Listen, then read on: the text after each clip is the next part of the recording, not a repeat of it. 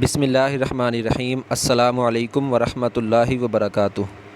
دوستو، جیسا کہ ہم سب کو معلوم ہے کہ وطن عزیز پاکستان کا یوم آزادی یعنی 14 اگست کا دن قریب ہے۔ ہم میں سے ہر کوئی یہ چاہتا ہے کہ وہ پرجوش انداز میں وہ یوم آزادی جشن آزادی منائے۔ آج میں آپ کو قرآن مجید کی روشنی میں یہ بتاؤں گا کہ جشن آزادی یوم آزادی کیسے منایا جائے۔ قرآن کریم میں ریاست اور وطن مل جانے کے بعد جو کام کرنے چاہیے ان کی تفصیل کچھ یوں بیان کی گئی ہے۔ قرآن مجید کی آیت کا مفہوم ہے، یہ ایسے لوگ ہیں کہ اگر ہم انہیں زمین میں اقتدار بخشیں تو وہ نماز قائم کریں، زکوٰۃ ادا کریں، لوگوں کو نیکی کی تاکید کریں اور برائی سے روکیں۔ سورہ حج کی آیت نمبر 41 کا ترجمہ ہے۔ دوستو، اس سے ہمیں پتہ چلا کہ ہم نے یوم آزادی کیسے منانا ہے۔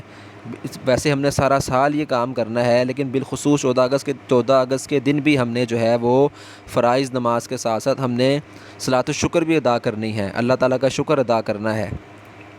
اس کے ساتھ ساتھ زکوٰۃ ادا کرنی ہے، جب بھی زکوٰۃ فرض ہو، لوگوں کو نیکی کی تاکید کرنی ہے، برائیوں سے لوگوں کو روکنا ہے۔ لیکن دوستو، بدقسمتی آج کل یہ ہے ہمارے لوگوں کی کہ موسیقی، میوزیکل کنسرٹ، ڈھول باجے، ناچ گانے، ون ویلنگ وغیرہ، بے پردگی اور اسی طرح دوسری معصیت کو نعوذ باللہ من ذالک وطن عزیز پاکستان میں جشن آزادی اور وطن ملنے کی خوشی تصور کر لیا گیا ہے، نعوذ باللہ۔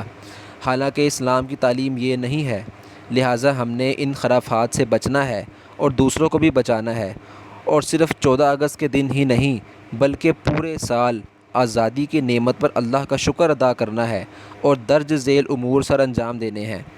نماز پڑھنی ہے، زکوٰۃ ادا کرنی ہے، غریبوں کی مالی مدد کرنی ہے، اللہ تعالیٰ کی بارگاہ میں توبہ استغفار کرنی ہے، اور جن مقاصد کے لیے یہ ملک بنا تھا انہیں حاصل میں اپنا کردار ادا کرنا ہے۔